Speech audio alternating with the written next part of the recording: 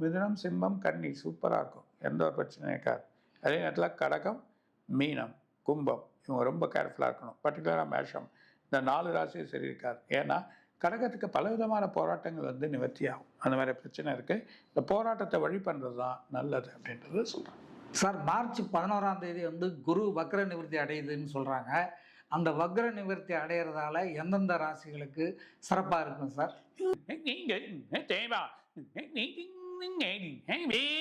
மகரம், தனுசு, சிம்பம், கன்னி இது 4மே சூப்பராக இருக்கும்.